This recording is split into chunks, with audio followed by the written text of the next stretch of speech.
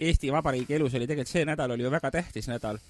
Mina avasin esmaspäeva hommikul internetti ja mul läks südani soojaks, kui ma nägin, et meie vabariigi kodanike perre on astunud ka Vladislav Korsets, kes sai nüüd Eesti Vabariigi kas alles nüüd sai Vladislav Vabariigi et ma arvan, et me tõstame pitsi Vladislavi kui Eesti Vabariigi uue kodaniku terviseks. Vladislav ütles, ta käis keeleeksamil kodakondsuseksamit sooritamas. Huvitav, kuidas see mõjutab tulevasi valimisi?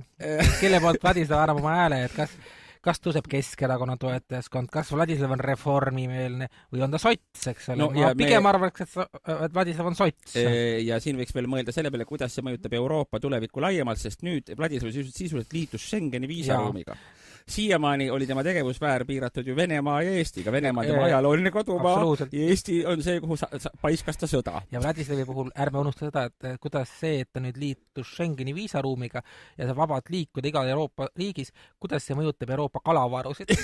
Sest et Vladislav on teatud tadupulas mees, kes püüab ka sealt, kus püüda ei ole. Ja tema käest ükski Euroopa kala ei pääse, see on päris selge, nii et kõik Inglismaa, Šoti järved, jõe, Donau, mis meil on seal, eks ole? Palaton, ma ütlen. Imeilus Palatoni järv, eks ole. Praegu ta on veel pärl, eks ole. Asi on ka selles, et me võiksime tegelikult enne, kui me selle pitsi ära võtame vabariigi kodaniku tervis, võiksime rääkida tegelikult nendest barbaarsetest püügimeetodist, mida Vladislav rakendab kalapüügil, sest et see, kui ta esineb reklaamplakatidel ja ilusasti räägib saates Soom, kuidas ta väikse õnkekesega püüab. Minul on andmed, ta püüab ka nii, muidugi, jah, ta püüab ka nii, aga ta on tõesti võimeline järve tegema lagedaks kaladest, kui ta püüab dünamiidi. Samuti oskab ta kasutada vahelduvvoolu ja ta püüab ka elektriga. Et see on tegelikult väga ohtlik. Sest Vladislav on ju hariduselt, mida ta õppis, kas ta õppis matemaatikat, et ta on eriti nagu selline ratsionaalse suhtumisega asjasse ja ta suudab väga täpselt välja arvutada, kui palju kalu, kuidas ta täpselt kätte saab, et ta ei ole nagu mingi humanitaar, kes läheb ja loobib lihtsalt õnge. Samas on ta ka oma rahvuse põhijuurde, et on ta slaavlane ehk nomaad, kes on programmeeritud liikuma, üks ala on tal nüüd tühjaks söödud.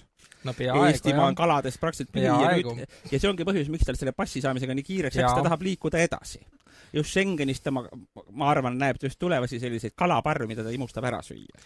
Jah, ja seal neid kalu ikka on ka, et kas või näiteks Soome lõhejõed kuulsad peavad nüüd ikka väga nagu... Seniks veel kuulsad. Lõhed tulevad praegu väga hinge kinni hoidnud, sellepärast, et Vladislav on tulemas ja Soome on kahtlemata tema esimene reisisiht, sealt ta läheb Rootsi, Norrast ta läheb Taani üle silla. Ja siis on Saksamaa juba tema ees. Siis on juba Saksamaa järved, eks ole, mis on, ütleme pärast seda, kui Vene sõjavägi 45. aastal üle Saksamaa käis, nüüd on uus oht. Ta on selles mõttes Saksa inimestele, Vene sõjavägi inimestele ei tee midagi. Ta nüüd küsib, kus on lähim järv saksa keeles, Voiste neelerde see ja läheb sinna ja alustab oma kalamehe tööd. Kas ta merest ka püüab? Ma arvan, et aga ainult söögiks. Ainult söögiks. Ta kunagi ta ei tapa kalu kunagi lihtsalt lõbu pärast. Kas arvad, kui ta dünamiidiga tapab järvede ja kalu, ta sööb kõik ära? Ma arvan küll, ta soolab sisse, tal on igast asju. Ja ta teeb ka ju hommikutelevisioonis, vist enam ei tee süüa. Ilmselt hommikutelevisiooni saatejuhtudel kalatoidudest lihtsalt sai villand. No teine asi on see, et Eestis on ka see, et kala lõppes ka otse Anni Arro teeb lihtsamaid taimetoite asendusainetest nagu soja või tofu. Aga ja Anni Arro ei ole ka nii sõjakas, me kõik mäletame, kus Vladislavil kala põgenes ja siis Vladislav ajas seda verejanuliselt mööda stuudiot taga ja tappis lõpuks. Et Anni Arro piparkogid ja jahu ei põgene kunagi. See on Eesti kriminaalkroonikasse jäänud samasugune õudne kaader Vladislavist kalaga, kui ütleme nende pronksiöö kaadrid. Ütleme, kui rünnati pood, eks ole. Jah, kõige koledamad asjad ongi sealt pärit. Joome siis Vladislavi terviseks. Värske Eesti kodaniku terviseks. Vladislav oli käinud, ma kuulsin ajalehest teadet, Vladislav oli käinud ka eksamil. Eksam oli läinud tal hästi. Mina olin igal juhul rõõmus, et meil selline kodanik juures on.